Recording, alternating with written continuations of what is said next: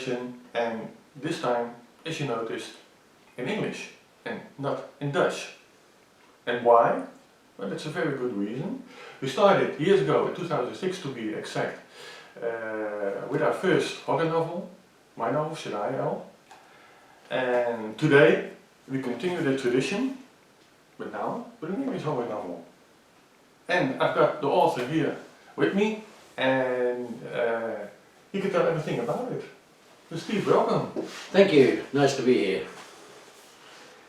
So our first English horror novel, and you're the author. Yes? And you haven't seen it yourself yet. No, not at the minute. Can you tell us something about yourself? Yeah, of course. The Game of Spirits, the main character in this book is Benjamin. He's had a very bad childhood, and his world is about to be turned upside down when he and his two best friends, Michael and Darren, put their fingers on the planchetta to play the Ouija board. Benjamin soon learns that evil is hidden deep down, and if he wants to mess with the dark forces of nature, then he has to face the consequences of the things that will happen. And basically the village of Upper Denton will never be the same again. So he stirs up the spirit a little bit. Yeah. And the consequences are severe? And that's something for the reader to find out. That is definitely something for the reader to find out for themselves, yeah. Shall we take a look? Yeah, of course. At the book? I'm very curious. Let's hope I manage it without pulling everything down.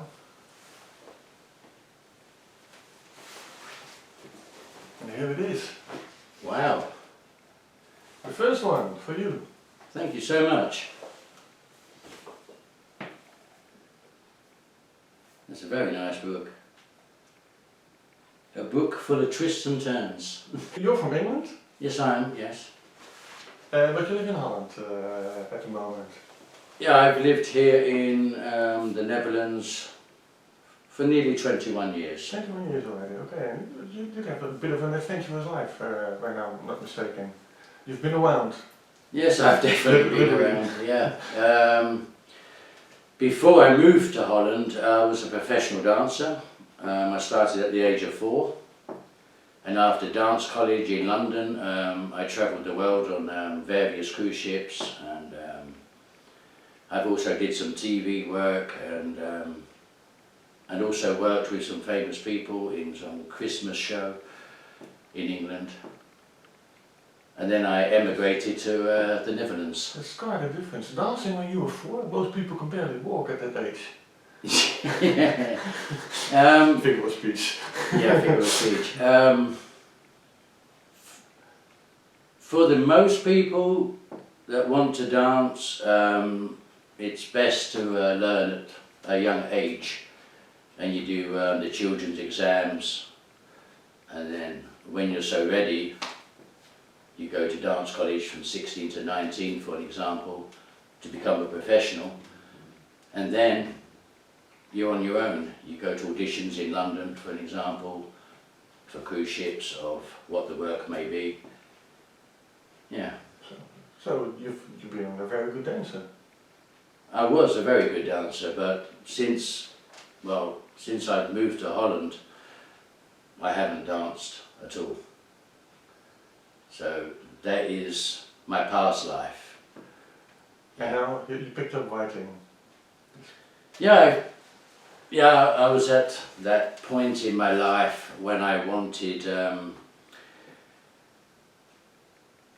to try something new, and so I thought back to my school days, and I've always had that passion for writing, and so I decided to give it a go and write film scripts. I had written 2, and somebody I know read the film scripts, and they said, "Oh, that would be a lovely book." And I said, "Yeah, that's a joke," because I didn't think I had it in me to go that one step further in writing a book. And I've always had the passion for reading as well. Stephen King and John Grisham, for one example, are two of my favourite authors. Very good ones. And so I thought, okay, I'll give it a go. And I think by the time I finished the first chapter of The Game of Spirits, I knew there and then that was the right path that I wanted to be on. And the more I kept on writing, the more I wanted to be a professional author. And I just needed that push from that person who told me that'd be a good book. I needed that push to make me realise that that person was right. Yeah, you can feel it in your bones. I could feel it, yeah. And from after the end of the first chapter, I knew that this is what I wanted to do. Well, I read it, obviously, and it's absolutely a good book. I enjoyed Thank you. it. But it's the first part. This is the first part, I can yeah. expect a little bit more of you. Well, the sequel is finished, and I don't want to give too much away, of course, because it also corresponds with the first book. But all I can say is that in the second book, the sequel, just like the first book, there's more twists and turns to come, and we go back in time with some flashbacks about some of the characters in the book. That also in the first book, of course, and yeah, with the flashbacks, and I can honestly say that in the sequel you will find out that someone is holding a very deep secret about the past. Oh, that sounds good. And that also corresponds to the first book. Okay. But for now, you've got the first book, and I think everybody's looking forward to hear a little bit from it. I hope so.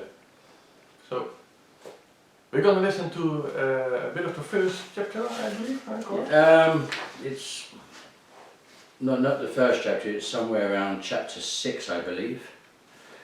And it is basically Benjamin wants to play the Ouija board on his own. And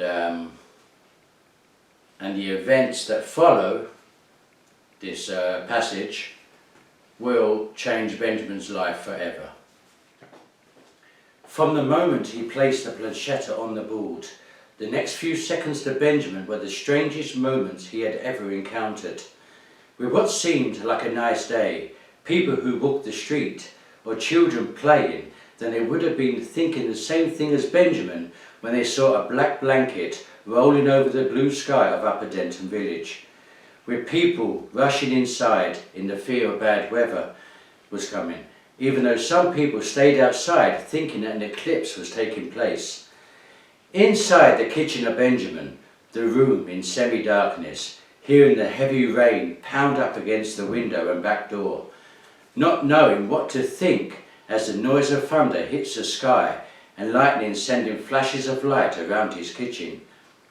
Thinking better than to take the planchetta off the board, that he has finally woken up some wild beast of the forest.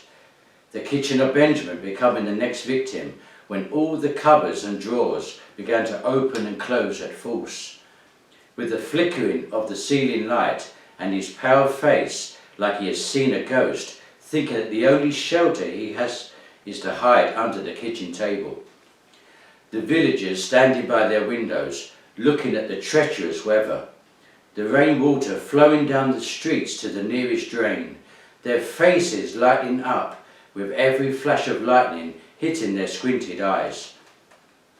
Their eyes turning to terror when some people thought that some trees would fall due to the heavy winds. I have lived here all my life, Frank, and never have we seen weather like this. It's like someone has woken up the devil or something. Agatha looking out her cottage window to the scenes outside. I wouldn't say that if I were you, love. Well, not in this village. But it is getting cold in here, Agatha. I better start making the fire.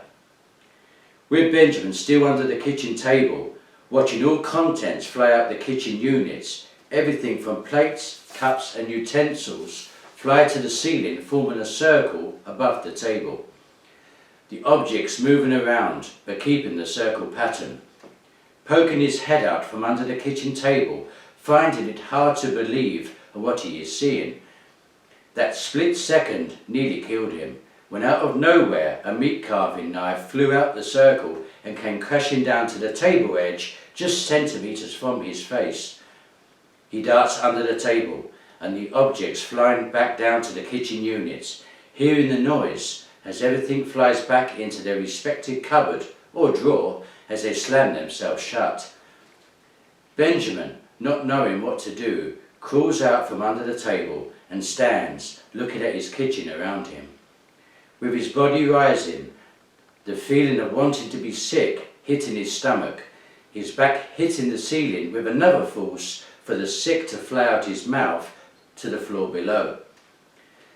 The arms and legs being forced open like a star. Feeling his arms and legs becoming unstuck from the ceiling and nothing to hold on to but half of his sanity, the body now revolving into a stand-up position. Gently being lowered from the high ceiling to the floor, his feet now firmly back on the tiled floor. The manor house looking like it has a spooky feeling attached to it. Benjamin laying on top of his duvet, having no memory of how he got there. His body in pain, his eyes red with bloodshot. Looking around knowing that he should have listened to his best friends. Hearing the church clock chime one time, not daring to turn off his bedside lamp. The wind banging against his window like someone is knocking, wanting to come in. Benjamin twisted his head to his closed bedroom door, hearing what sounds to be a person walking up the stairs. The sound of the wood creaking like it always has done. Listening to the banging of what sounds like the heavy feet of someone, Benjamin sitting upright now, with his head against the headboard, knowing it's impossible for someone to be in the house. The noise stops. The silence of waiting for something to happen, the fear that he will be feeling if it did.